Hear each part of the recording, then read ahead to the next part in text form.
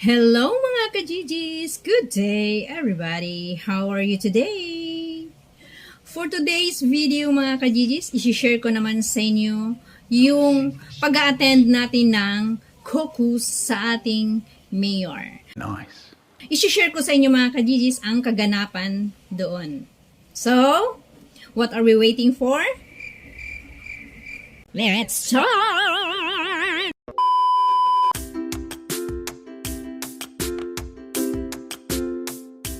Maraming salamat sa inyong napakainit na pagtanggap. Salamat sa lahat ng sumama sa atin sa house to house kanina. Alam niyo mga kasama, tunay pong napakabilis ang panahon.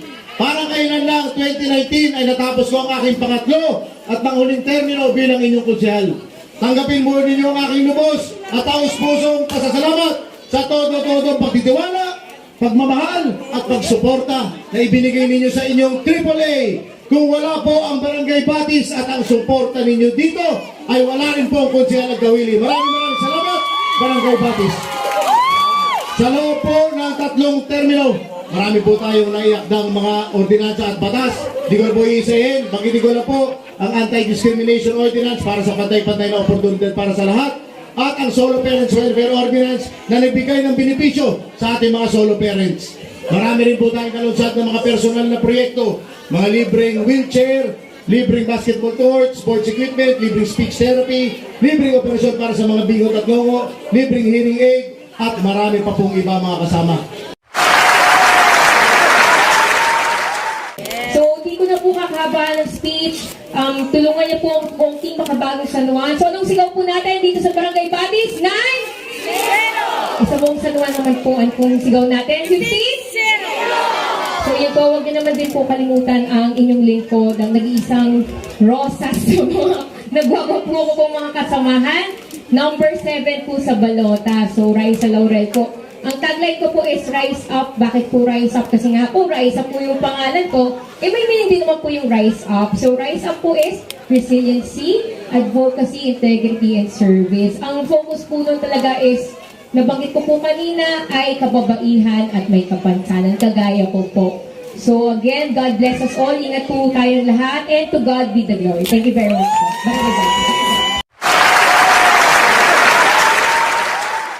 Maraming salamat po muli. Kaya po ngayon, nandito po ulit ako sa inyong harapan. Ako po ito, alam nyo, wala po akong masabi o wala po akong gagawin kung hindi tumulong. Gumawa ng mga halagang ordinansa at syempre, mas importante sa akin, tumulong dito sa mga barangay sa District 1. Nandito po ako at naman ang sure winner, James Yap. Pagtutulungan namin, magbigay ng inspirasyon at magturo ng basketball sa kabataan ng District 1 ng mga barangay. Magbibigay kami na ito ng bola at magtuturo kami para alam niyo ang goal namin. Merong isang kabataan, bola. Sige, pag-ipunan namin yan. Ang goal namin ni si James, may isang bata na makaabot ng college level na paglaro ng basketball at makarating ng PBA. Kasi masarap pakinggan na merong tiga San Juan ang naglalaro at sikat na naglalaro sa PBA. Yan po ang goal namin nito si James Yap. At pagdating naman siyempre sa pandemic, siguro naman po naramdaman yung iyong konsihal dito sa Barangay Batis.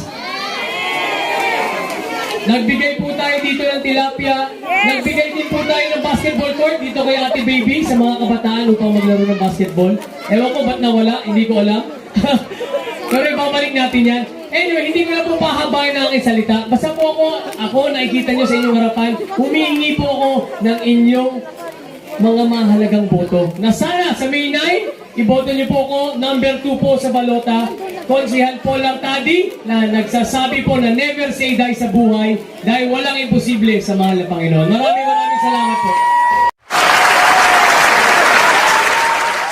Kumaharap po ako sa inyo dahil nais ko po maglingkod dito sa ating mahal na lungsod. At kung ako po ay inyong pagbibigyan, ang bala ko po na gawin po dito sa atin, tutukan po ang healthcare. Healthcare po para po sa ating lahat. Para po sa nakakatanda, para po sa mga senior citizen. Dahil po galing tayo sa pandemic, mas nakita po natin na mas kailangan po natin na alagaan ang kalusugan ng bawat isa.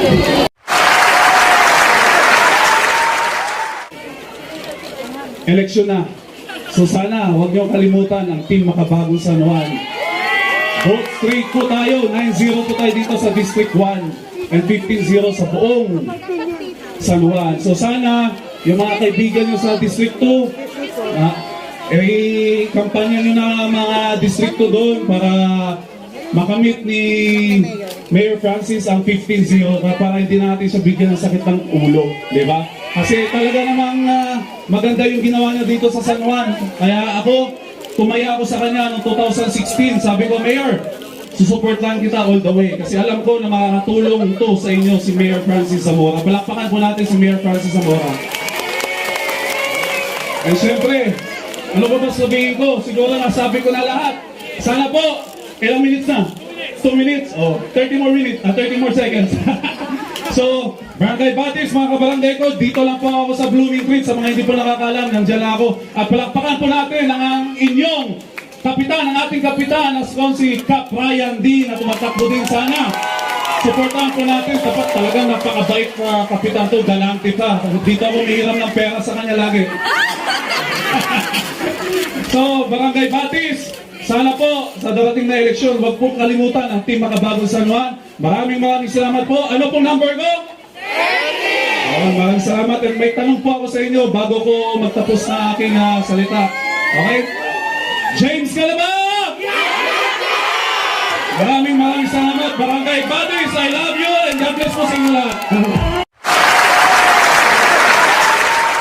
Tayo po ay humaharap sa Korte. Humaharap po ako sa Kongreso at sa Senado kung saan ako ay nag-a-attend ng mga committee hearings, mga meetings ng mga senador at congressman.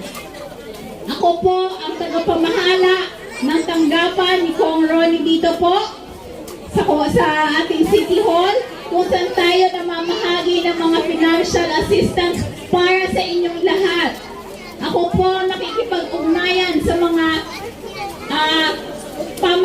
sa ating mga ahensya ng pamahalang lungsod, ng pamahalaang nasyonal para ho masigurado natin na ang mga proyekto po ni Kong Ronnie ay agarang maitatayo. Ako po nakikipag-ugnayan sa mga government officials para ho masigurado natin na ang pondo ni Kong Ronnie ay makakarating sa inyo as financial assistance. At ako din po ang inyong kauna-unahang congresswoman! Alam niyo po, kanina may nagpadala sa ating picture ng poster na si Mayor daw ay dinadala ang aking katunggali. Ngayon pa lang ho, nagsisinungaling na sila. What more kung nakapwesto na sila, di ba? Dapat nga hindi natin pinapaniwalaan ang mga mapanlinlang na tao. Sir! Sabi ko nga kay Mayor, hindi mo naman yata sinabihan na may photoshoot. Ibang-iba yung kulay ng katunggali ko doon sa picture mo. Parang hindi sila sabay na nagpa-picture. Oo, pinotoshop. At least kami ho lahat dito. Bago ang aming mga picture sa aming mga tarpaulin. Yung iba po kasi, sabi lang po sa akin, lumang picture daw niya yon or nila yon. Kami, kung ano po ang nakikita nyo, yun po ang nakikita nyo sa entablado, yun po ang nakikita nyo pag nag-house to house kami. Kami po ay nandito para ipagpatuloy ang Makabagong San Juan, yung 3 years po na from 2019 to 2022, nakaramdam ba kayo ng pagbabago? Naramdaman niyo ba na tinulungan kayo ng pamahalang lungsod? Ni Congressman Ronnie Zamora? ipagpapatuloy namin yon. At lahat po ng proyekto ni Kong Ronnie na hindi matatapos ngayong June 30, 2022, ipagpapatuloy ko po lahat yon at dadagdagan ko po ng madami pang proyekto. Maraming salamat mga buhay ng Barangay Batis! Mari ko ba kayo kantahan ng isang love song?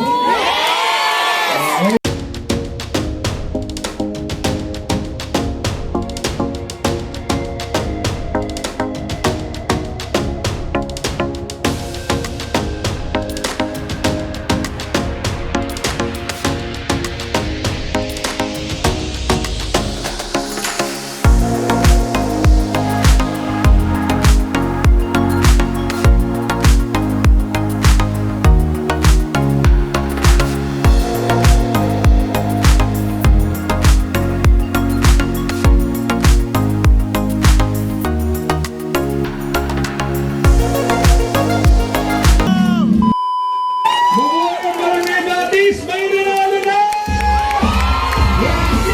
Yasin Zamora ang mayor ng San Juan. Tunay siyang mapagkakatiwala.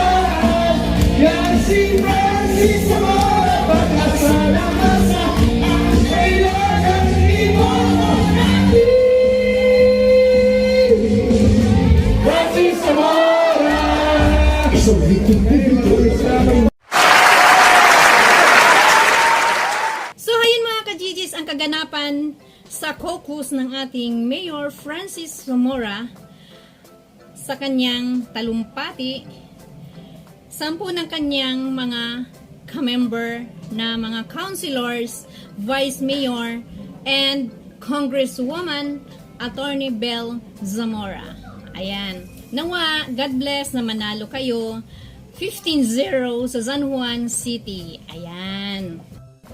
Nakakatuwa lang mga ka-GGs yung ating na-experience kasi instead na caucus nga, gagawa sila ng kanya-kanyang plataforma, ayun, napakasaya ng ating nadaluhan mga ka-GGs is yung kanilang caucus is nagiging victory na.